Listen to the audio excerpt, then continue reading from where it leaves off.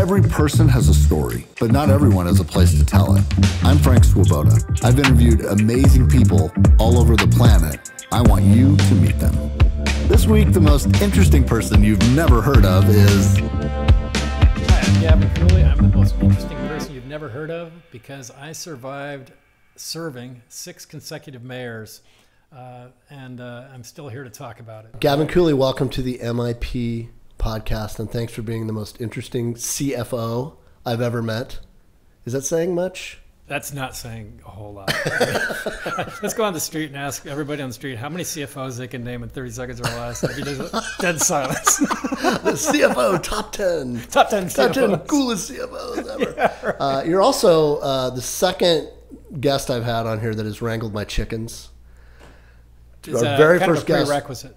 Well, not necessarily, but my very first guest was Jeff Crawford, who lives across the street. He also is an occasional chicken wrangler, but you do wrangle my chickens. Is this true? Well, on the first night I had them, I got there early, and that's when I learned that, you know, if you get there early, then they're not ready to go in.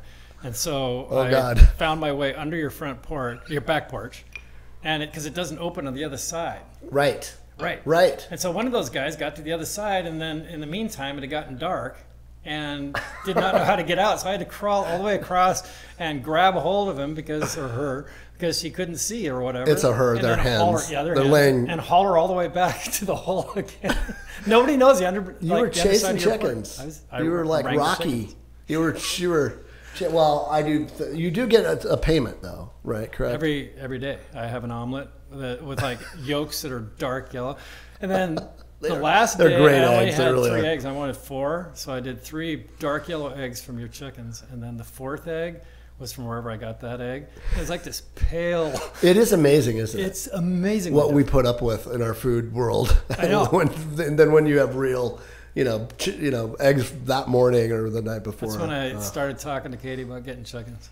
Oh, I mean, we could go to your house every day and steal them. But you should, and you do virtually all the time. Exactly. Whenever I'm not there, Gavin takes care of my chickens, so I appreciate that. We're obviously going to talk about this big project that you and I've been working on the last 6 months, a year, or something like that. It's been a while, several months. Yeah. Called Housing and Help, which is a project we're very proud of about the homeless, dealing with the homeless issue. Right. Here in Spokane, but really kind of everywhere. I mean, it applies to everywhere. Before that, I kind of wanted to just talk about your backstory and how you got to do what you're doing. I think the first time we met was probably at one of my Halloween parties. Right. Yeah. Were you with Dolly Parton at that? I was with Dolly Parton. Yeah. I remember that. That was pretty epic. I know you. I remember you walking in, going, "What is this? What is going on here?" That was a good party. That was a great party. I've seen you in full on entertainment mode a couple times. You got pipes. That's true. You didn't see me sing karaoke. I'm so sorry about that, but it happened. You also crashed our Julia Sweeney podcast. Thank you very much. Right. Which, by now, when people see this, will have aired. And I think we had to cut out everything. You came in and sort of crashed that, and we looked back at it and I don't think we can show any of this stuff. Any of that. None of it was. Well, I went to high school with Julia, so yeah. Right. As you and my sister Georgia. Yeah, you went to high school with. Exactly. And we have not yet, when we're recording this, we will not yet run Julia's podcast. But when you get done with a podcast and you're hosting one, what I've learned is you forget stuff. Like, God dang it, why didn't I ask? And the one thing I forgot with Julia, a couple things I forgot, was I never mentioned my sister Georgia, who is the only reason I know her. Right. So Georgia, I'm sorry. This is my chance to tell you. At least I have Gavin on. That's right. But hi, Georgia. She'll love this. She'll absolutely love this. It's true. I don't see her like in a month. We're doing our 45 year. Oh yeah, at prep. Right. So they'll both be there probably. I don't know if Julia's coming, but or not. Who knows? But man, she was great. Isn't she fantastic? You walk out of the room feeling better about the world. She's got some talents. Yeah. Oh, for sure. Yeah, beyond just what she does. I mean, there's something that you just see life differently. She makes everything seem funny and compelling. Right. Well, to her it is. Yeah. Kind of. It's a special gift that she's got. It's amazing. So what you really were? I mean, your biggest job that you've had in your life was the CFO of the city. Right. So for 18 years, you were the chief financial officer of Spokane for the city of Spokane. Yeah. 6 different mayors. Yeah. I've always admired about you is that you survived 6 different administrations, right. 3 Republican, 3 Democrat. I think everybody that knows you to be incredibly, sort of always trying to be in the middle of what's right on either side, speaking your mind, having integrity. And it's what drew me to you helping us with this project, really. But what was that experience like of coming into that role, and how did you stay? I'm sure you thought about leaving every couple of years. Well, you do. I mean, you for sure. I started with the strong mayor form of system. We started the strong mayor form of government in 2001.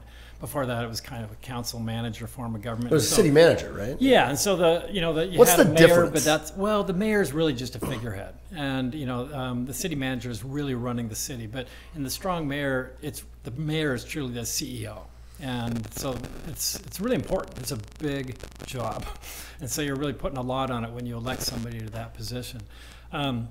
Leading up to that, I had been with Friends of the Falls, and we had actually sued the city to stop the Lincoln Street Bridge.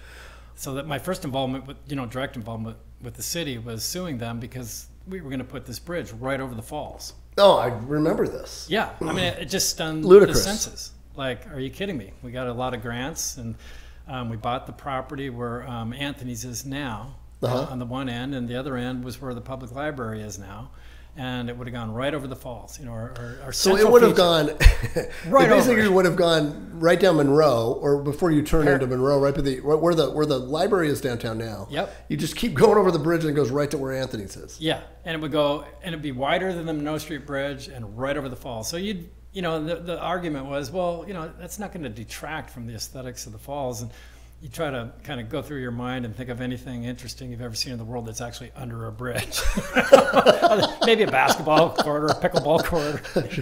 Yeah, a troll. The trolls. And, in Seattle, right. Yeah. Those are cool, actually.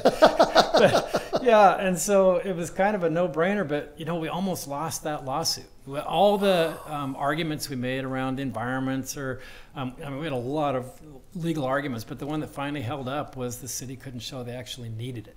So they were using federal funds for a project where they couldn't demonstrate with traffic counts that it was needed. Wow. And it was... What year would that have been? Do you remember that was? About 2000. It would have been 99, 2000, right in there. Wow. And, so that's when we won the lawsuit. And then John Powers was in that group also, and he became the first strong mayor. And then into his term, got a call that they were looking to switch, almost like the strong mayor form of government. They'd really never had a CFO. They had... a finance director, and it was kind of more low key. And so they're trying to run more like a corporation. You got a CEO now, you got a CFO, and trying to adopt that approach. And so I think I applied with like 50 other people, and actually got number 2. But the number 1 guy from the West Side declined, and so they always pick the guy from the West Side. I know. What is that? I like being number 2. Number 2 is good for me. Yeah. Number 2 is really good for me. Yeah. When did you start rocking the bow tie? Because I remember you also always wearing bow ties. I always, I don't even know why. Maybe it's a Catholic school thing or something. Like, I probably started when I got confirmed in 8th grade. Never stopped. Which explains a lot of my problems in college. Playing basketball, you wear a bow tie. Give me a lot Camping, you wear a bow tie. But I always wore one on Fridays, probably for about 20 or 30 years, I guess. And wow. Well, I just remember, the other time I remember being with you was when David Connor was mayor. Yeah. And he and Ben Stucker gave a presentation together, a small group of like 30 business people I got invited to somehow, I don't know. And it was right, I remember it was right when they had sort of legalized weed. Because at the end of the meeting, it was kind of this conversation about like, hey, how you guys look? What do you think of the weed thing? All these business guys, and all the developers or the people that own real estate guys were like, it's great, man. All these little post offices and small little things I never had before, I'm renting them out now. And we're like, hey, well, that's good. Maybe this is good for the economy, and sort of became this. Oh, you should never do that too. I mean, I think staunch people that were against it were suddenly like, wait a minute, economically, not a bad move. That was part of that conversation. But I remember I walked in and you're like, hey, come sit next to me. Right here. Come here. Safe spot. We sat down and we're just mumbling back and stuff. And Ben and David were doing this presentation all about the East. You know, it was sort of boring stuff to people, but now it's had an impact. Like most of the things that you guys worked on, it doesn't seem sexy, but later on you're like, holy crap, East Sprague is way better now because of that sort of, I think it was the TIP, zoning project that they were talking about. Like, hey, if we can give incentive to businesses to move on to Sprague, down there by Napa, and then it can revitalize that where Benedito's Pizza is now. A lot of stuff has happened down there. Frank, it's amazing. I mean, to be in local government, and probably all government, you just have to have a really high tolerance for not sexy. I mean, it just generally isn't. But, and that's such a great example. Both North Monroe and East Sprague, we did that. And there was so much pushback. I mean, I bet you've seldom seen people more angry. I mean, you're kind of threatening livelihoods, and people don't believe it's going to help. And it was really interesting because I was able to isolate the and in some cases they have to survive a time when they're shut down. It's real stuff. Yeah, and you really have to believe in that somehow this is going to bring a benefit. But I was able to track sales tax on both of those projects before and after. And so within about 8 months, they had gotten back to where they were previous to the constructions, and within about a year they were way past it. Seriously. So it paid for itself and then some. Oh yeah, for anybody that was able to get through it. But you're right, there was hurdles. I mean, it was a tough go. And some people probably didn't make it. Probably, yeah. So there's reason to complain. But yeah, it's been such a win. If the sales tax is a good indication, if the amount of commerce and certainly the aesthetics, it looks completely different. Well, I sat there and I was watching these two, David and Ben Stuckert, who are really opposed. I mean, they're, one's city council president, the other one's the mayor. One's right, one's left. But they really, in a lot of ways, respect each other a ton. They're as smart as the other one is, and they're both wicked smart. I mean, two of the smartest people I've ever been around. I know you probably agree with that. And they were great together. They were kind of when they were pitching it together, even teasing each other a little bit. I was like, these guys are great. I remember leaning over to you going, they're like Bing Crosby and Bob Hope. They're like Hope and Crosby. Like, you don't want anybody to know he's my buddy, but they're good together, whether you like it or not. They're teasing each other and ribbing each other, but you kind of can't get through it without them. And you're like, oh, please go tell them that. Yeah. Well, they had remarkably different styles, and I think sometimes... And they believe in a lot of things. They believe very differently, for sure. Oh, and they had different opinions on certain things, but I think at the end of the day, their styles were so different that at times it created a lot of alienation. I mean, they actually weren't talking to each other quite often. But well, I can see that. I mean, anybody you work with for 8 years happens. Yeah, I mean, they are a check and balance, system. And for sure. So people get sick of being checked, Right.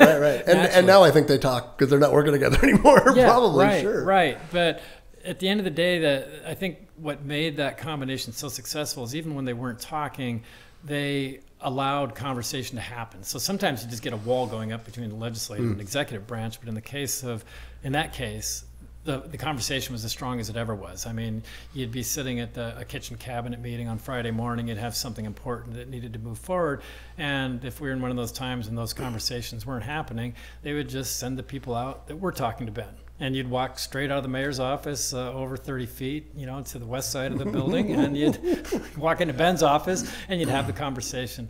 And so it was really just shuttle diplomacy quite often, which was very effective, and it was almost as good as doing it jointly. Right. Yeah. Well, and they're both proud dudes and strong opinions, combative, and smart at what they do. Made them good at what they were doing. But when they I asked this, I don't know which one I asked this about, but I asked them about the other one. Like, you guys were great together. And like, well, when I look back at all the stuff that we did, maybe you're the one who said this.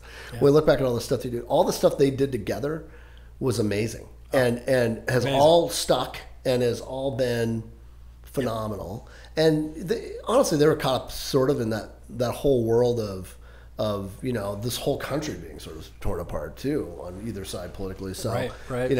I admire both of them because I thought they really made it through that. And I don't know anything. I'm just seeing it from the outside. But you were there every day, and so no, a lot got done. I mean, just that was the first time a lot got done. Reelected a mayor since like '75. I think Dave Rogers, just right there at Expo, was the last time we'd reelected somebody, and to a second term. That's unbelievable. Unbelievable. I mean, and I don't think people realize the start and stop, because if you elect somebody new, the expectation is they're going to make a lot of change. That's kind of like, why else would you elect somebody new? So the new mayors come in with a strong feeling that I need to do something different than the prior administration. And of course they do. But as a practical matter, imagine being in your business, and then at the end of for quite a while, we had like 2 and 3 year terms. Powers was 3 years.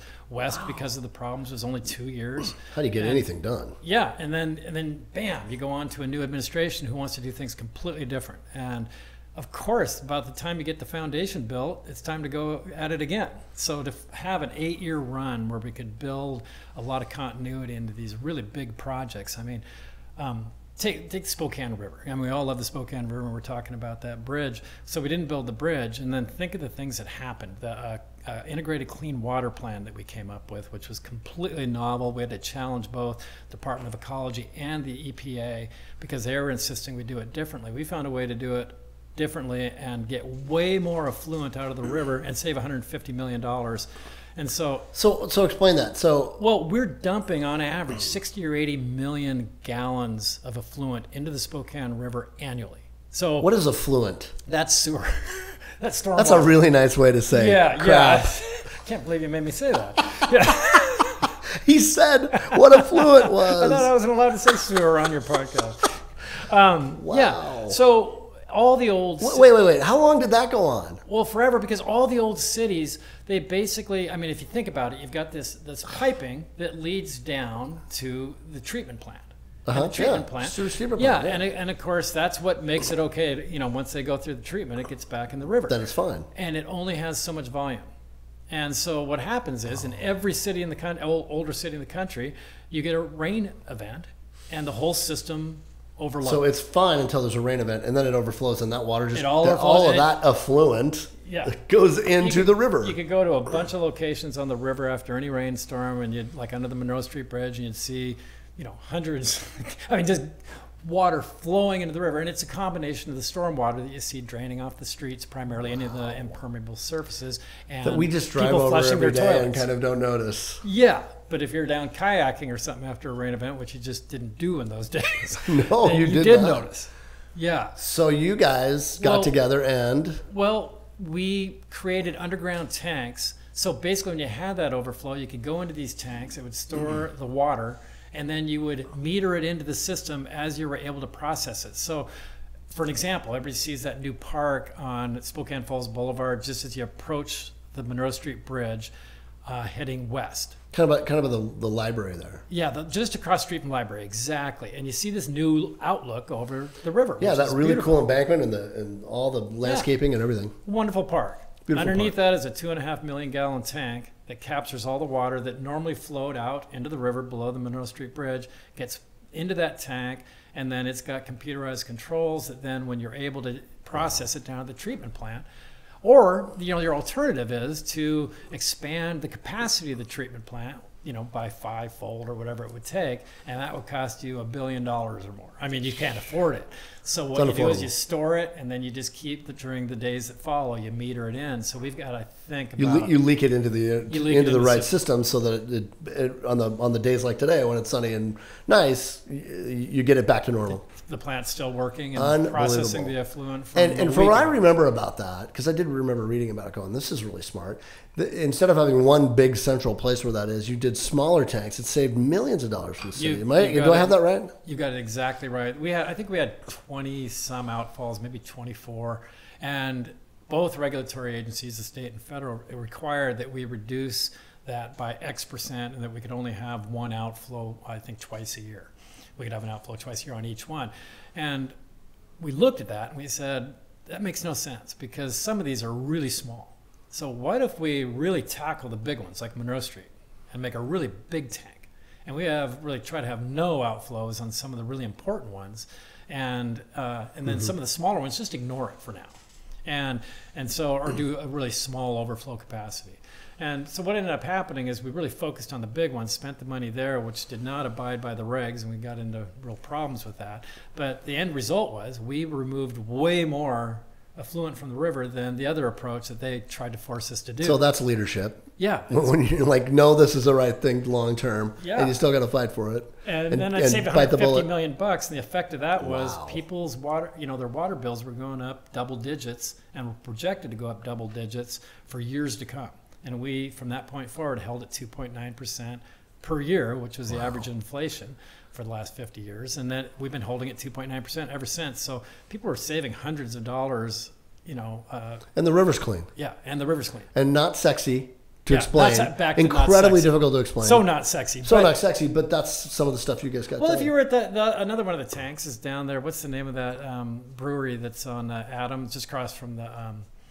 down on First and the Rocket down on First and Cedar. Another big tank there also. Right. So that was kind of a sexy Carnegie project because Library we got spot down there. Cool parks on top of these tanks. And nobody knows about the tanks. That is really cool. You got to be proud of that. And there was so many projects like that. But we've got they got the podium, and the we're gonna get that Coliseum downtown. That was, we were one of the first cities in the country to say to the school district, we I won't get into all the details, but there was a change of state law that allowed us to go out with a really big bond issue, $460 million, that really got the school system back on track with all their infrastructure and the things they're doing. And the city handed them a lot of property, and that was unheard of because that's the city's property. Was that part of the bond issue that passed with the roads and bonds? I did that campaign. Yeah, to get them both passed at the same time, which I thought was really smart. Like, hey, we're going to run roads and the bond issue for the schools both at the same time. Who doesn't want their roads fixed? And it was the first time that it passed like forever across the board. And did both. It did both. There was that one, and then the subsequent one that was even bigger one. That's the one I worked on. And we did we gave them property for the dog park up in the south hill, up in Moran, and we gave them the property out of the foothills. But we handed it because we just said, look, nobody cares whether the city owns property or whether the school district. Nobody cares. To them, it's none of us care. Yeah, so we handed it to them and allowed them to do a whole lot more than they could have done with that $460 million. So there's just one kind of non-sexy project like that after another. But that does speak to 8 years of continuous government, where a couple of people are, those two really were helping to run that with, kind of a consistent thing rather than having to change gears every 5 minutes. Right. Yep. And how does anybody get anything done when you do that? You just don't. Yeah, you just don't. What throughout all that, what do you think you learned? Well, if everybody, we've talked about this with the Housing and Help, if you can get people to work together and collaborate and also think together, because there's a lot of things you normally do, like cities don't take a risk. They're designed not to take a risk. They put money in separate buckets. The buckets don't talk to each other, so you have to come up with really creative ways to have, say, the utility division talk to the parks, because parks is over in something called They're designed not to what? To even talk to each other. They're like separate silos. Why? Like by law, I'm not allowed to work with you, kind of thing. And so, so we found ways so people can stay on their own turf and not get bugged. Yeah, and so ratepayer dollars for the utilities stay right over there. Even though you can demonstrate that for the ratepayers on the utilities, it makes a ton of sense, for instance, to put permeable roads down so that you don't have the water all going to the treatment plant, because then you don't have to expand the treatment plant. And cheaper, so then hey, how about if we use utility dollars to build some streets? Well, that's illegal. And so we really had to bend over backwards to show that we could make it cheaper for the utilities to help with the roads and create those permeable surfaces, and at the same time solve a roads problem, which is in another part of the city government that normally couldn't talk to the utilities. Wow. So you end up with better streets and a better utility function. When people talk. And lower rates. When they think together. When they talk and they think together. It's amazing. The one thing we don't think we have enough of ever is money. And it ends up never being the problem. Once you get people talking and collaborating and kind of, working together, and the silos come down, you find ways to do it. You always find a way to get there. And maybe the other thing that you have to really focus on is just the power of reverse engineering, because we want to plan everything, and kind of go through this process, where we all stick those yellow dots and blue dots and green dots on what we like and don't like, and red dots on the things we don't like, and to go through this planning process. But in reality, sometimes you just have to sit down and say, this is going to make sense, and I want this done by this date. And that's with no different than the stuff that every project we work on. We're like, okay, yeah, you do it all the time. We're doing it right now, right? With this event, this is going to premiere on this day. Let's back up and do all the things we got to do to get that to happen. Government doesn't do that. It's always a moving target, because how would you otherwise option? Yeah, we're going to hold another charrette, invite another couple hundred people down there to give them their diverse opinions, and then somehow shift gears again, and then you end up with projects that never even get done, because once you got that many you're going in 50 different directions, and they just don't happen when you have that. Well, and it's always drove me crazy, and I've talked about this probably on the podcast at some point, but, as a story guy and an ad guy and a marketing guy and a video producer, to me, it's I hear things like this that are, really, really valuable things that a lot of key people that are in positions of leadership all coalesce around and think it's a great thing, and they don't bother to tell the rest of us exactly what the hell they're doing, or explain it to us so that we get behind it and support it. Right. Because they never find, in terms of resources, they never ever invest in. We should invest in telling everybody about this, right, so that we have buy-in and it works. It's like I've seen all the tons of these sort of really cool initiatives or ideas that come out, and no one's ever telling all of us in the public, spending any money or any effort to actually run a coordinated campaign so that we understand what it is. Yeah, because I think most people they don't think it matters, right? I guess. Yeah. But they die. Halfway through they die because nobody knows what they're talking about. Nobody knows, and people get frustrated because it's all behind the veil somehow. Like, we were a triple B rated community when I came in 2003. Triple B rated. Yeah, which means like Standard & Poor's and Moody's. It's just the city's credit rating. The same thing that large companies get. They get these ratings, how you rate their bonds, their debt. And triple B is borderline junk status. Wow. So what year would this have been? 2003. We were at triple B in 2003. Yeah. And it was, did you have a T-shirt that said triple B in 2003? I'm going to make one. Triple B in 03. Yes. Remember that? There's only one way to go from here. And hopefully it's not down. Because, junk status is when you drop below the triple B. What happens then? Well, I don't want to get into that. You just pay a ton of interest for any indebtedness. So anytime you go to build out a street project or anything else, you just can't afford it. And beyond that, it kind of just and stuff goes in disrepair. Yeah, it goes in disrepair, and it just kills the city's reputation because businesses know that you're just a poorly run community. If businesses can't depend on what government is going to do tomorrow, because businesses all depend on what a stable environment that they can work in. Right. And if you can't assure them of that, it just kills. Large companies look at a city and say, "Yeah, they haven't reelected a mayor in 50 years." I'm not relocating there. Yeah, forget it. We can't rely on the infrastructure that we need. We can't rely on thinking they're going to have good streets. The streets are going to be plowed. They're going to have adequate law enforcement. Right. All the things they depend on to conduct business. Wow. Yeah. So then, from there, 18 years later, you end up with AA. And it's 6 notches up, and you. But it kind of gets back to what you were saying about stories. That's amazing. It's just like our credit. It's what everybody else is doing at home anyway. There's nothing complicated about it. Balance your budgets. Don't spend more than you take in. One thing government does big time is they get a one-time windfall, and then they embed it in the budget. So it's an ongoing expenditure. I mean, who does that at home? If you won $10,000 tomorrow, tonight at the casino, you go out and you win $10,000. You might go out and spend that $10,000, but you wouldn't go out and take on a mortgage that was $10,000 more per year. Because I'd be good for 1 year, and from then on out, I'm in deep trouble. Wow. But they do that all the time. So it's crazy. And that's the real, and so you end up with these things called structural gaps, and you lose your credit rating. But cities do that because they do the kind of immediate gratification thing. But you're right. If they told the story, everybody would say, "Hey, just behave like we do at home. It's not hard." What are you doing? Yeah. What are you doing? But how did you pull that off, you think? Well, I think you just talk about it like you're saying as best you can. I mean, the city council, if you actually talk to the city council, they don't tend, they're not CFO types. That's not how you get to be on a city council.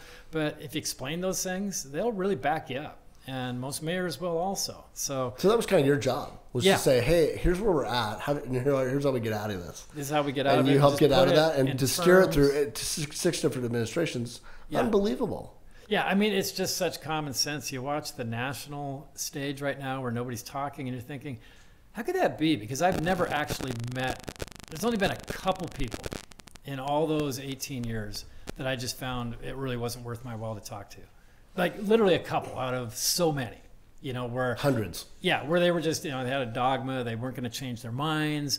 And so you're just like, well, I'm not, whatever their opinion is, they're going to stick to it and you can't change it. But I'd say 95% plus people, if you sit down and have a dialogue, they can they can convince you of things. You can convince them of things. You work together and you move forward.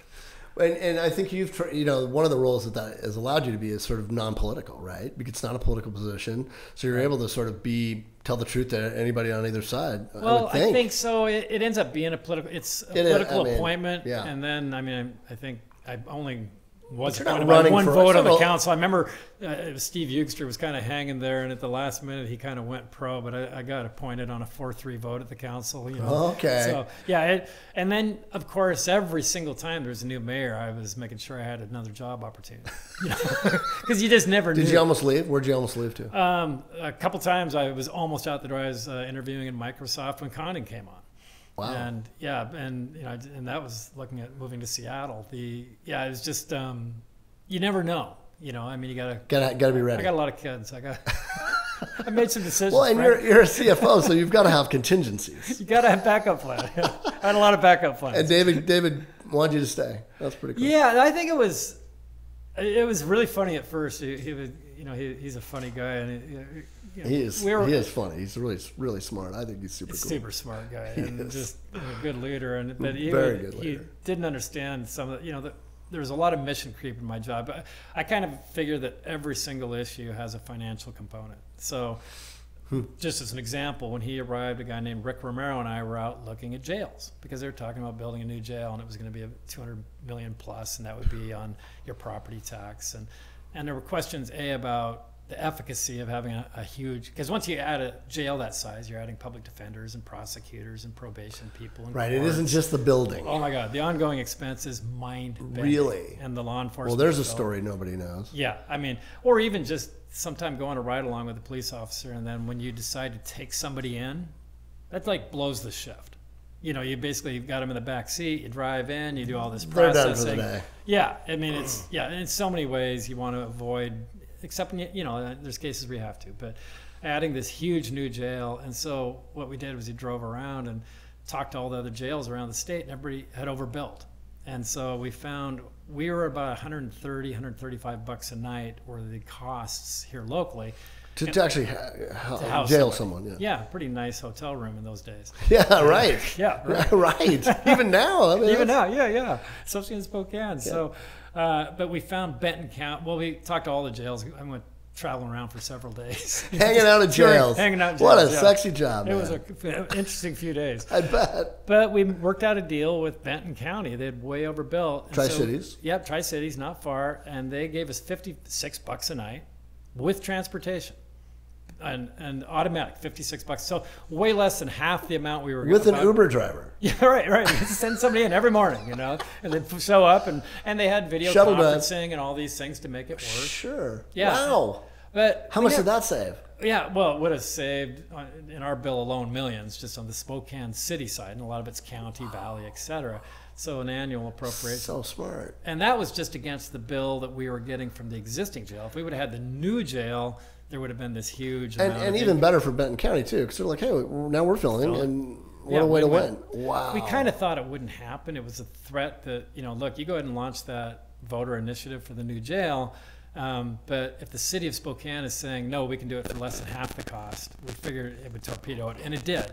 But getting back to Condon, he was like, I remember there must have been a dozen meetings with this happening. He goes, I don't get why my CFO is out looking at jails. I was like, God, what the hell's going on in this place? And there are other examtions like that. Yeah, that sounds good. But he ultimately, he's the guy sending me out on weird missions to do different things because, you realize. You need to find out information. Yeah, you had a city attorney also, Mike Ormsby, and Rick Romero, and Teresa Sanders, the city administrator. But we were all doing things that you wouldn't normally think they would. Everybody is all hands. It's kind of like a small business where you're involved in everything. Wow. And if a CFO needs to go visit jails, that's exactly what you do, and you get things You just done. do what you got to do. No different than my business. Like, I'll go do it if I have to. That's really interesting. He was great that way. So when you retire from the city, which was not that long ago, right? 3 years? Just a couple years ago. Couple years ago, you did exactly what I would not have done. You went and hiked the Pacific Crest Trail. Well, you still got a lot of time to think about it, Frank. No. Don't say no. Cheers. Yeah, right. There's the answer. I'm not going to hike the Pacific Crest Trail ever. I'll start bugging you about it in about 10 years. I mean, I'd probably last a week, maybe. I think I could do a week. Well, You took your family with you though for a while. I want to do the whole thing when I'm 70 plus. So that'd be about the time I'll be bugging you. Have a lot of people done it? Then you'll retire. Almost nobody's done it after 70. Get out of here. So that's my long-term goal. You're only 2 years away. I'm kidding. Yeah, 6 months. What are you doing here? Yeah, right. I gotta go. I got some training to do. So that is, just explain to people who don't know what this is, because it's unbelievable. It's a cool thing. The Pacific Crest Trail is about 2,600 miles. It goes from a place, Campo, Mexico, which is about 60 miles east of San Diego, and then into Mexico, actually. Right on the border. Right, just south of this new border fence. Yeah. And so you don't actually get into Mexico, because I actually did build up the fence right there, the wall. Oh. So, I was kind of excited to kind of say I started in Mexico, but I couldn't get my foot on the other side of that wall. I was afraid if I tried, something bad might happen. You're probably right. Yeah, but it goes all the way up then into Canada. And that was unbelievable. Last year was a weird year. There were tons of fires, and it was still in the COVID thing. And so there were all kinds of uncertainties. I didn't even know if they would hold it, but I'd really gotten my heart set on it. They decided to do the lottery on the people they allow to do it. You got to apply for it. Really? Yeah. But yeah, for a guy like me that didn't hike much, in fact, I've never probably ever hiked more than 10 miles in my life, and that was like once maybe, or camped very much. Yeah. I mean, and so it was. And you're wearing bow ties every day. Yeah, and I wore a bow tie on the trail every day. So. There's that guy again. Give him some room. I get a weird hit off that guy. Yeah, and so it's what I was hoping was to do the whole thing, but I had a daughter getting married and other things going on, so I got recalled, as people in large families often do. But most of California, about 1,300 miles, and it's astonishing because you go through this desert section at first, and real huge lack of water, so you get this, you work really hard to get your backpack down from like the normal 30-40 pounds if you're heading out long term down to like 15 or 17. You're just down bare minimum, but all of a sudden you're lugging like 7 liters of water and 5 days of food, and all of a sudden your pack is back up to 40, but you're afraid not to carry that water because it was such a drought year. So no one's there. It's a really remote trail. Oh, it's so remote, and you're up in the mountains. You go up through. You come over Mount Jacinto at some point and drop into the valley, the desert valley there, and Palm Springs, and you head on into the Sierras. And there was days that were right there at 0, and snowstorms and river crossings, creek crossings, and. Even the pass after pass after pass are up there over 14,000, right at 14,000 feet. Mount Whitney along the way is higher than Mount Rainier. But a lot of the passes that you have to get over are just about the height of Mount Rainier. And so, for somebody like me, and you're doing it in tennis shoes, because nobody wears hiking boots anymore, because you just got to cover so much territory, too heavy. So, I was one of the few people that carried my ice axe in a light form of crampons. But yeah, you're kind of shocked by this terrain, which is in the middle of nowhere. And what time of year did you go, and I think how long did it take you? Left on April 1st, and I think I got back. April Fool's Day. How appropriate. Right. I always say March 31st. We were in San Diego March 31st. I started with my brothers and sisters, and we hiked for about 150 miles or so together, which was a ton of fun. That's a lot. That's pretty far for them to hang with you. Yeah, my sister called me from REI in Seattle the night before. And asked me questions about equipment. She had never camped. She had never slept in a tent in her life. And she's going to hike 100 plus miles through the desert. Was she thinking? I couldn't believe she did. And she did great. That's my older sister. And so. How many kids how many kids? In my family? Yeah. 8. You have 8 in your family? I'm sorry. No, my brother, I've got a brother and 2 sisters. Okay. I've got 8 kids, Brady Bunch 8 kids. Brady Bunch 8 kids. Yeah. Wow, 8 kids you have. No wonder you stayed on. I didn't bring them. Yeah. They didn't want to go. The kids are smart, but there's 5 of siblings. Yeah, 4. 4. Yeah, 4 of us, and so my younger brother, younger sister, and my older sister. Wow. And we were doing the Gonzaga thing. The first night in San Diego, I think it wasn't UCLA. Who was right before UCLA? Oh, it was during the tournament. Yeah, it was during tournament. Oh, yeah. So we landed in a bar, watched that game, ecstatic. God, I would forget now. Ecstatic on the UCLA thing. We were in a little place in a little cabin we found. What was that? It'll come to me. But just a small. They were in San Diego when you were there? For the first game. Oh, yeah, because we flew down there. Oh, and they were playing in San Diego. No, we were watching in a bar. Oh, it was the Final Four. Yeah. Oh, I was there. Yeah. I was at the Final Four. It was UCLA. You were first there. Game. I was actually at the UCLA game. Yeah. So the game before the Final Four was San Diego, and then we did UCLA up in the Mount Laguna. Oh, wow. You watched the UCLA game there. We watched it there, and when Suggs dropped that shot, oh, my gosh. My brother jumped up on the bed and like jumped up with it, and hit his head through those little styrofoam things, and it cost us $100 damage deposit. He damaged his ceiling with his head, not even his hands. Oh my God, he probably didn't care at all. That was a surreal moment. It was. I was Kevin Parker. You were there. I was there. Yeah, and my son Nick and I were there. And Kevin Parker, who he keeps threatening to come on this podcast someday. He will. But owner of Dutch Brothers and amazing guy, was a former state senator or state congressman or legislator. Yeah. He and his wife were right. They sat with us at the games. We're just, because it was COVID and you're in Indianapolis in this huge arena, but there's only like 8,000 people there. Oh, wow. So it was restricted seating, because you had to spread out and whatever. It was, COVID. There wasn't that many people that actually saw that game.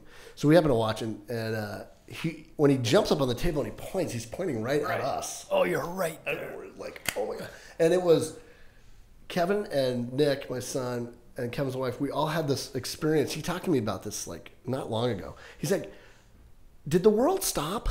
Like it literally, time stopped. The moment that went in. Yeah. There was a moment of complete just stillness. Jubilation. Before the jubilation. Oh, even just a moment of, did that frozen happen? Moment. Frozen moment in time. And I go, yes, I did experience that. We all did. And it was like you're not sure that went in. Yeah. Collectively, just a time stopped. Yeah, I don't think my brother's head hit the ceiling for another 2 seconds. It's like, he made that, and it was just, there was a moment of, and maybe it wasn't like that on TV, but in person, that room collectively felt like a moment of nothing. So much happened so fast. They scored the tying basket. Oh, yeah, and what then a game! Unbelievable game. Yeah, unbelievable game. Yeah, I would watch that back, and you and I geek out on hoops, but the inbound pass from Corey Kispert, who, the shot, usually makes a shot, 4 seconds left, it's over. Oh, yeah. I mean, I thought, that's it, forget it. I mean, and that ball goes in, he gets it to Suggs so quickly that he gets a shot, and it's just like, oh man, this guy, he's got something in him that's special, right? That's so cool to watch it from there with your family. Mount Laguna, yeah. Wow. So you had already been on the trail? Yeah, we've been on the trail for I think it's around 70 miles in through the desert. Oh, how great! Yeah, the night before we had come just limping into Mount Laguna, and they had this. And then you were hungover the next morning because you couldn't make it through. Oh yeah, I think we started pretty slow. My brother had a headache from everybody in this town too. Yeah, right. Wow, that's incredible. So what was the hardest moment? Did you have any moments where you're like, I'm in trouble? Well, yeah, I think Kennedy Meadows is kind of where you launch into the Sierras, and everybody's excited to get there. So you're going through this kind of, up and down, and it's all up and down. I mean, a lot of days you're covering 2,000-3,000 feet of elevation change. Wow. So, I mean, and, you'll have days where you don't even see people. It's that remote. Wow. So, it's just so weird. If you're not a camper, I mean, for many people that do this stuff, I mean, it's just normal. But for any of us that don't do it, it's just really weird to be in the middle of nowhere. Like there's no lights, there's no anything, there's no bikes allowed on the trail, there's no, it's not like the trails we see where people are on mountain bikes or hiking. You don't see any other hikers because there's no remote access, like that's too far. And then you're just hiking along, and then the sun's going down, and you stop and you put up a tent, and then until you get used to that, you're kind of every broken branch sound, and so you're gonna land there, and you're like, something's out there. Yeah, and it's just, and I remember as I was getting ready, I'm like, God, do people I'm not a gun guy, but do people bring guns on this? Just a little, security. You never know. Yeah, and nobody does. Every ounce, 0.3 ounces is a big deal, and so you don't. Yeah, but it is just weird to be in a place where there were a few times where I was camping like near a creek or something, and all the animals that come down, all the activity along waterways, and you'd hear all, like a big branch break. There's something out there. Yeah, not just something small, but something heavy stepped on that branch. There's a bear out there. Something like that. A moose. And you're kind of laying there, and thinking, oh man, you're in this little tent, you don't even have a sleeping bag, you have a quilt, because the sleeping bags are too heavy, Right. Yeah. Did you freeze? No, the new quilts, all this new technology, it makes it so much easier. But they're like that was a 0 degree rated quilt. Wow. But it only, the tent itself weighs like, I think 13 ounces. Wow. So that must have been an amazing experience to get through it that. was. I followed you a little on Facebook and stuff, and the photos you posted, and I'm just like, what a cool thing to do. Yeah, like just what a fortunate, and a really privileged thing to do. I mean, to just go disappear for 3 months. I mean, that was like summer vacation for us. Right. And now you're an adult, and you go take 3 months and just disappear. Right. Good for you though. Well, why not? There's only one life. You got to do that stuff. You do, I guess. We talked about that as we segue into this project called Housing and Help that you and I are putting together with the help of a lot of people. And we use that analogy to sort of start the show, which by the time this airs is probably out, so people can go to housingandhelp.org and watch this first episode and many more to come. All about sort of the problem of homelessness that we're experiencing in Spokane. But I remember just drawing on that experience because I thought, so much of what we see when we see the homeless situation here in Spokane and probably everywhere are people in a tent on the side of a road. Right. On what would normally be a viaduct, underneath a railroad crossing or somewhere where there's some kind of shelter under a bridge of some kind.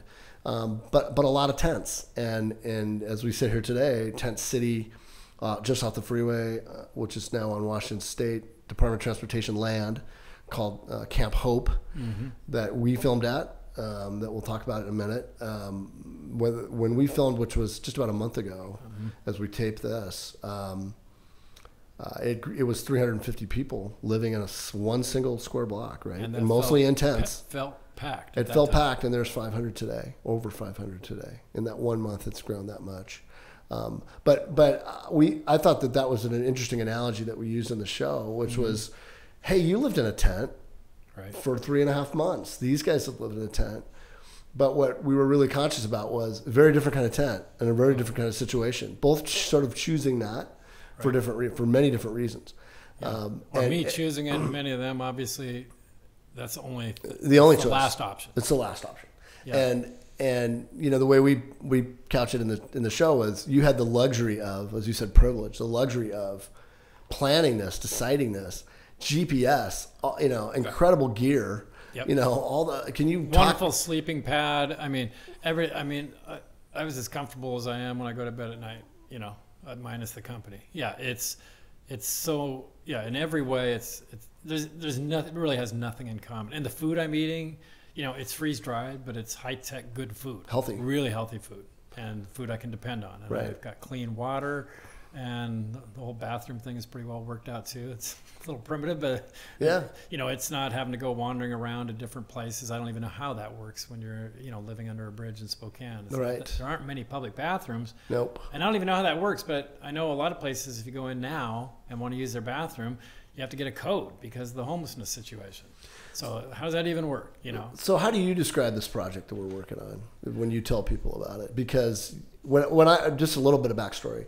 We're approached by a group to kind of put this together on the video side to tell this story, which to me is a real privilege. Like this is, one of the biggest things I've done in my career over 35 years. And I'm really proud of what we're putting together.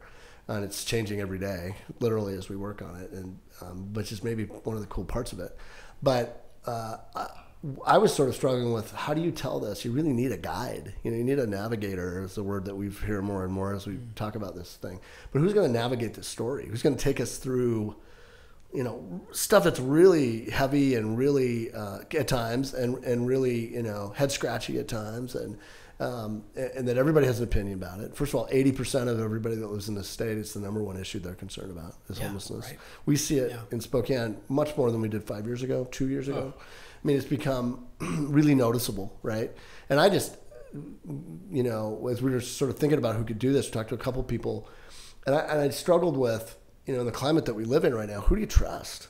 Who do we trust in this community that would actually tell me the truth about it? That I could watch this sort of and think evenly about it. That didn't come with an agenda. It can't be a politician. So we've been really clear about there will be no elected officials that are literally in this program. It's really told by the people that are on the ground that know this the best, both those experiencing homelessness and those that are kind of dealing with it and either trying to find a solution or give care. So that was pretty well set. I thought that was a really good decision. Mm-hmm. But the other one was who could tell it, and we had Ed Burns, who's the guy that's in the first episode, an amazing guy, social science professor at Eastern. Mm-hmm. We really wanted to focus in episode 1 on how did we get here? How did this happen? Because when we were kids, we talk about this. Yeah. I remember homelessness. I don't remember this being, I don't remember seeing, once in a while maybe, but it's just progressively gotten more and more visible, right? More and more. And so we brought, Ed really in that first episode talks through, here's kind of how we got here. A lot of things happened. Right. that have gotten us to where we're at. And I was talking to him about being kind of a guest on this, and he said, well, this is really a money thing. There's a lot about this is really about money. I mean, it's a money thing. I said, well, good, we're going to have an episode on sort of the cost of this and how it works. And he goes, well, who's doing that? I said, well, Gavin Cooley's doing that. And as soon as I said your name, I went, Gavin can do it. Everybody likes Gavin. I trust Gavin. Everybody knows Gavin. They trust him. The Republicans trust him, the Democrats trust him. He survived 3 Democratic mayors, 3 Republican mayors. You've made it through, and your integrity's intact, and I think they believe you. And I was just like, what are the chances that this guy's going to say yes to that? I mean, he just finished walking the BCT, and I don't know. And do you remember when I called you and asked you about that? Yeah. What did you think of that when I asked? Well, Frank, I know you, and so it wasn't completely out of context. I mean, you were able to explain things pretty quickly, and just a lot of built-in trust in that conversation starting out. But I instantly felt just a lot of gratitude. I mean, I thought, wow, here's a project, and I don't know much about homeless. In fact, I'm just like anybody else. I only know what everybody else knows. Which is also a real bonus to this, because you're like us. It needs somebody that's like, I don't know this any more than the people watching this. Yeah, it really emerged as a huge issue just as I was leaving the city. And so it just, I look back and I'm thinking, wow, it was, we were getting the initial stages of Camp Hope down at City Hall and some protests, but it was kind of mixed with the Wall Street movement. And, and so it was a little muddled on, even as it was forming before our eyes, it wasn't clear that this was a long-term issue, and suddenly we realized, wow, this is real, it's huge, and it's not going to leave us for a while. It's not going to leave for a long while. And so all of a sudden it is this really big issue, and it's one that just tears us apart. I mean, I think as you're describing, when we have these episodes and we're talking rationally about a problem, just like we talk about a lot of problems, but the Camp Hope episode, and I think I mean, even thinking about that, Frank. That will be, I get chills right now. I'm getting choked up just thinking about it. Me too. It tore us apart, and we had to stop filming several times because the people behind the cameras, myself, you, everybody, and we do all have our opinions about it, and we drive by it every day, and we insulate I should speak for myself, insulate myself from it. Me too. But there was no insulation that day, and there was nothing about their experience there at Camp Hope that was anything less human than what you or I experience every day with our partners, with our kids, with our our work. Work. Yeah, these are people just like us going through the most terrible thing you can conceive of. It's as humiliating as you could ever imagine it is. It's as dehumanizing as one would suspect if we were going through it. And just because they're going through it, they don't build a wall against that. You felt that. You used the word privilege. It was a privilege to be there. It was a privilege, and one that, I don't know, it affected me. It's still, like, I can't talk about it now.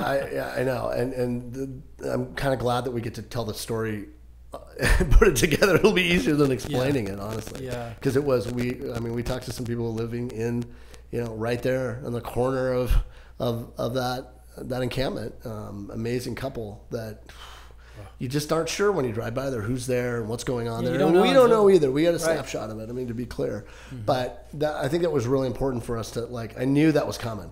You can't not do what we can to sort of tell that real human piece of what's going on.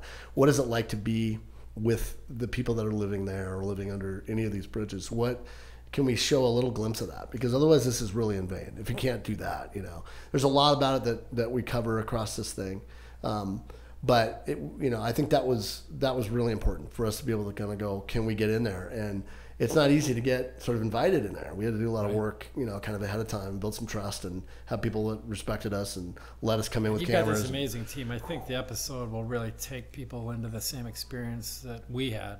Going there, which I think is so important. And having done that, though, we shift into our gears. You're a media person. You're a storyteller, and I'm kind of almost a systems person. Where having done government for 20 years, you can't help but think in those terms of what you do, in your life. And so it's right back to what we were talking about earlier in this conversation is, how do you get big projects done, whether it's getting the streets done or getting the park system done or getting the school levies or all these things. And it's all about how people interact and work together. And I think we have a huge opportunity, honestly, to be the lead city in America on dealing with this problem. And I know people hesitate a little bit on that because they're thinking, well, it's not really a problem that we can truly grapple with, because if we start to resolve it, then more people are going to come. But that's one of the myths. We find out that more than 80% of these people are our own people. Born within 70 miles of Spokane, Washington. Yeah, so or in Spokane, Washington. Most of them were. Yeah. Most of them. These are our neighbors. These are our family. We can solve this, and it won't be like solved on X date and then we walk away from it. It'll be something we work with, I think, probably forever, and we have systems in place to deal with it. But we can get to a much, much different place than we are today, where these people are having opportunities they're not getting right now, and it's not tearing apart the social fabric of the community, because of course it's on both sides. It's tearing apart our downtowns. It's tearing apart, the community in so many different ways. The very, social fabric of the community is coming apart with this particular issue, I think. Yeah. And so, just to kind of walk through it, episode 1 is sort of how do we get here, which was, I think, the hardest episode we'll probably do, because you have to really paint a real even picture. We fought really hard to have, it really be sort of non-political and oh, sorry guys. There goes that. Hold on. Is that warning us we're running out of time? No, I don't even know what that is. I honestly don't know. I just must have had a bad, oh, no wonder I woke up late this morning. I swear to God, that's exactly what happened. Like, how come I didn't wake up? Anyway. Yeah. So you were going to get up at 6:15 I was going to get up at 6:15 this morning. It's in the evening. I hit the PM button. Well, there we go. Yeah. Anyway, that one was really important just so that people take this seriously and watch it. Is it watchable? You're going to learn something, and you're going to want to tune into the next one. Right. My job at the end of the day is this has to be a page turner. People are going to want to watch the next show. This is any sort of episodic TV show. Honestly, it has to have those elements, or you're not going to pay attention to it. So the second episode is Camp Hope. And one of the big things about the first episode is it is at that core through all this is, you're absolutely right. If we don't have agreement. If we have agreement, we can figure this out. Yeah. And you're never going to solve chronic homelessness, ever, which I think we're going to talk about in episode 2 quite a bit, yep. Is there will always be a certain amount of people who choose this. And there's probably no way around it. But there are some things that you can do to nudge them along and to work with them and to try to give them everything you can to get them there, right? Yep. But we're probably going to live with that no matter what, and we probably always have. You know? Yeah. There's always been more. We've taken a lot of the space it's been a little more hidden. That used to be correct where it was hidden. Right. But the second episode, back to the production schedule. The second episode, Camp Hope. Yeah, Camp Hope, and that's gonna. We talked about that. But the third one is, of course, the one that got me really going, because we went down to Houston for a few days. The third episode, I'm very proud of the title. Yeah. Houston, we have a problem.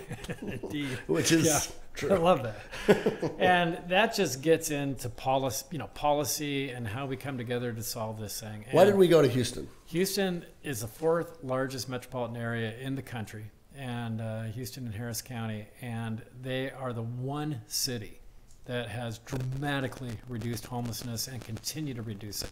There's some cities that have made a great start at it. Salt Lake actually was kind of a lead city that for a while that Houston modeled after.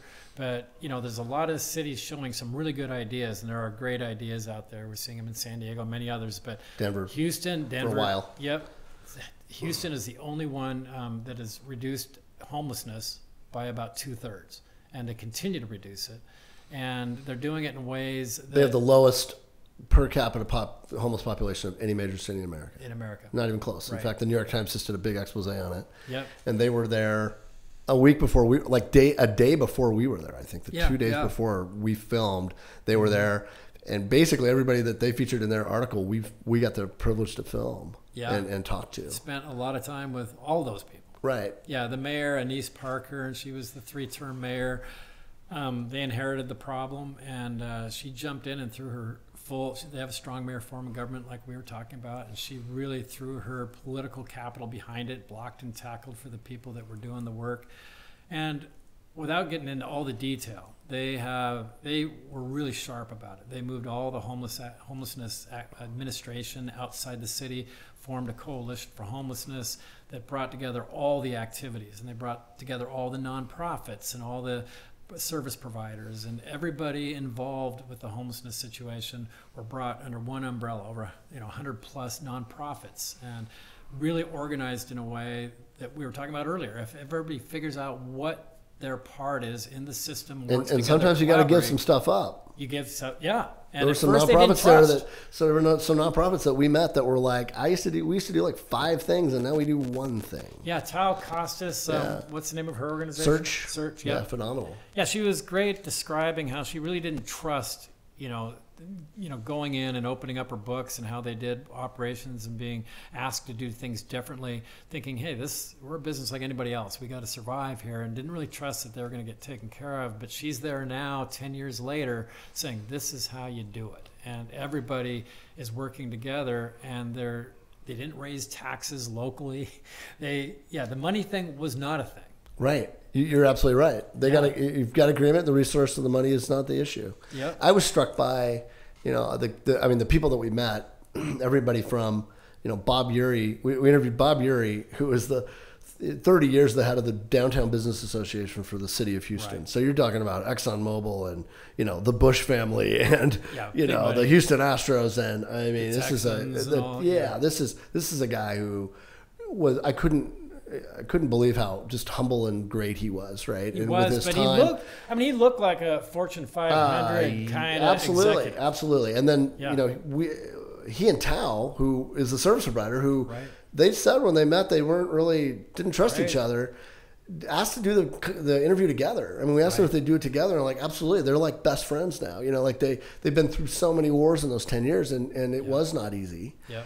But you get a sense. I got a sense walking away with that of the maturity of the people that are in charge of each key piece of that that we got a chance to meet. Everyone from Mayor Parker to Mark Eichenbaum, who was an amazing guy. He was amazing. An amazing guy who works person for the mayor now, who's also paid for, even though he works inside of City Hall for the mayor, paid for by the business community and the endowments. Yeah, the endowments and the business community pay for these key people that do it. All the way down to the people that are at the Beacon, which is an amazing kind of Episcopal mission, giving us a tour through that and how they handle stuff and have done it. They were all very proud to show off what they've had because they know they have something, don't you think? I was struck by like how much access we got from just asking, and we're good at what we do, but sometimes you don't get that. I think they're just so proud of what they've done. They want to share it. They want it to be everywhere. Rightly so. And it's an issue, that homelessness doesn't stop at your own border. So I think they actually feel somewhat encumbered. Same here as it is there. Right. And so, but the blueprint is there. I mean, ultimately Spokane's going to do it the way they do it and in their own way. But the basic elements are no different than any large project that's ever succeeded in this community, whether it's Expo or even things like Hoop Fest, or even I wasn't there at a front row seat, but GU basketball. It comes with people coming together around a vision, believing that they can be the best. And so you got that with Bloomsday, with Hoop Fest, with the Spokane Park system, the new medical school, the new medical school. Yeah, you've got it all places. It's been done a lot here. Expo is just a shining example of that, but cleaning up the river, some of the inside baseball stuff that's gone right in the community. It's always the same way where you have a vision and a shared vision, and then you have people believing they can do it, and then taking the steps in a collaborative way, really, kind of letting the guard down and not being territorial. So what would happen with homelessness is you'd have to have the business community doing that, coming into it. And they are. Hello for Good and working with Washington Trust and other institutions. They've already gathered more than 100 organizations. So we'll be featuring them in an upcoming episode as well. Yeah, they're on board. Business is there, knocking on the door. Big piece.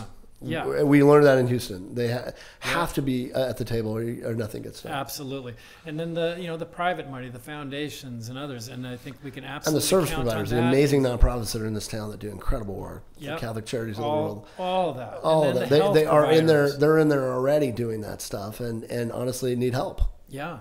And Frank, just back to the money, because I think people are always in that zone, but when you add it up, and you could add it up a lot of ways, but they came up with something 17,000 something per year for people that are housed and have wraparound services. I will never forget that. Tau cost is so what's it cost here? To actually have a homeless population. Yeah. And the way she described it was, for every person that is homeless, every year we as a community pay $96,000 per person. Right.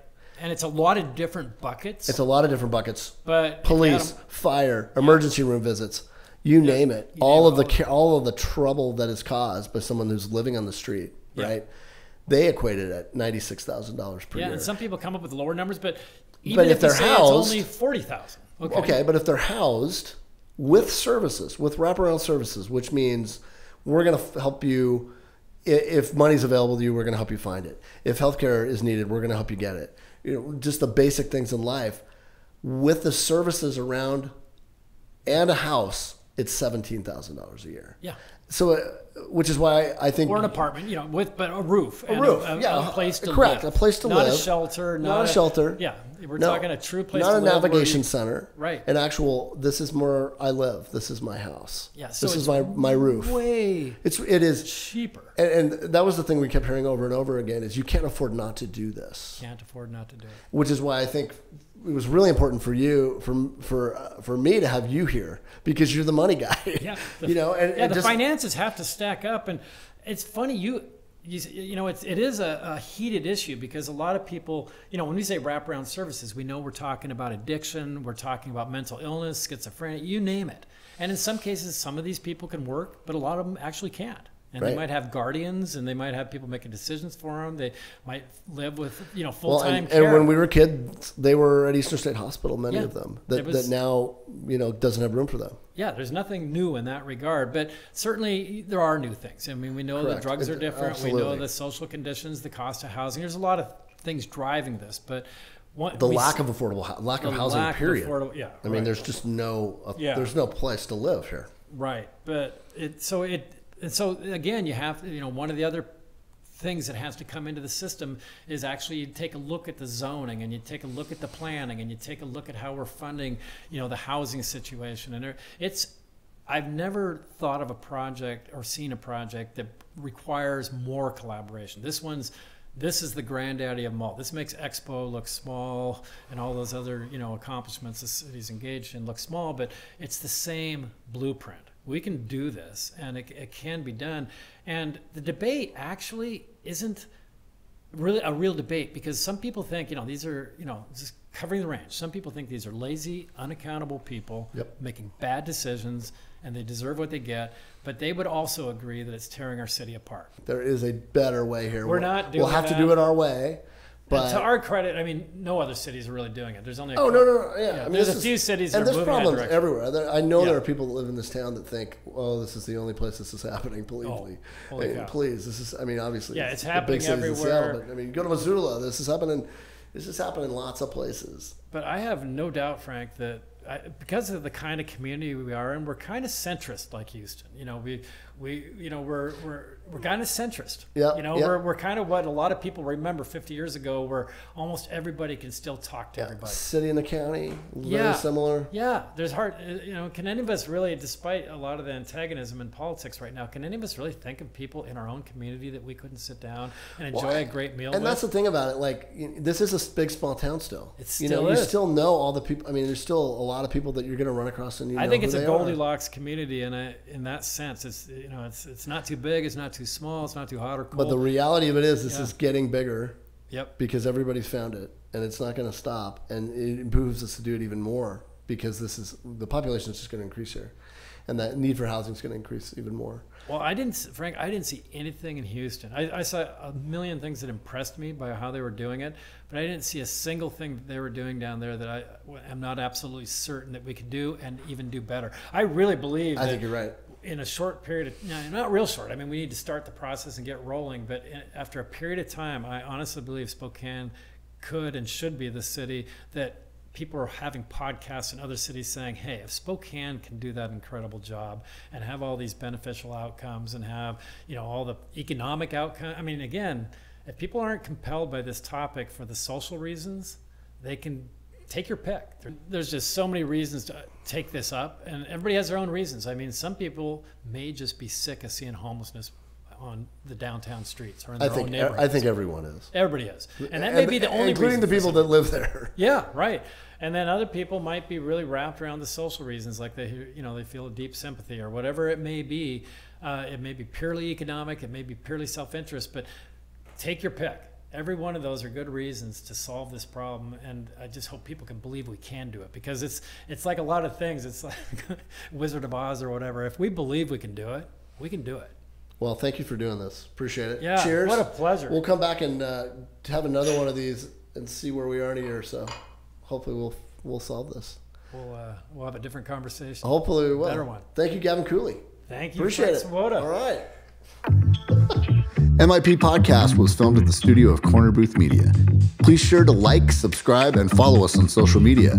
You can also listen to us on Spotify, Apple Music, and anywhere podcasts can be found. We'd love it if you'd rate, review, and subscribe to help our podcast grow. Be good to yourself and stay interesting.